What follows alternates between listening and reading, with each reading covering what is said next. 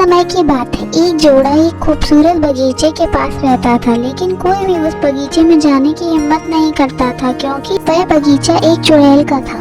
एक दिन पत्नी को चुड़ैल के बगीचे की पत्तियां खाने का मन किया जो माँ बनने वाली थी। उसके पति ने बहादुरी से रपुंज़ल के पौधे से पत्तियां तोड़ ली, लेकिन चुड़ैल ने उसे पकड़ लिया।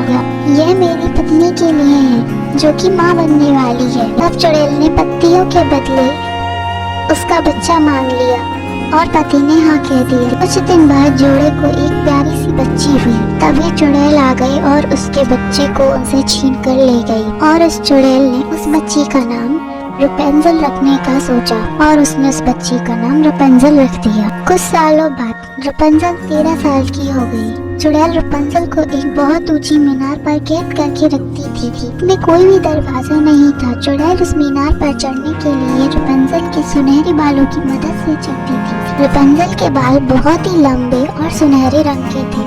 एक दिन उस मीनार के पास एक राजकुमार आया। उसने रपुंज़ल को देखा जो कि खिड़की के पास बैठी हुई थी। राजकुमार ने रपुंज़ल को देखा और वह उससे दोस्ती करना चाहता था।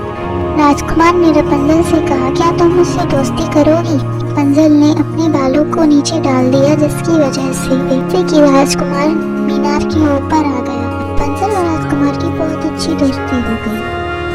रपुंज़ल ने राजकुमार से कहा कि तुम्हें यहाँ से चला जाना चाहिए इससे पहले कि चुड़ैल यहाँ आए। राजकुमार ने रपुंज़ल से वादा किया कि वो उसे यहाँ से लेकर जाएगा। जब चुड़ैल वापस आई तो उसे ऐसा एहसास हुआ मीनार में जरूर कोई आया था और गुस्से में आकर चुड़ैल ने रपुंज़ल के लंबे बाल काट दिए और उसे एक अलमारी में बंद कर दिया।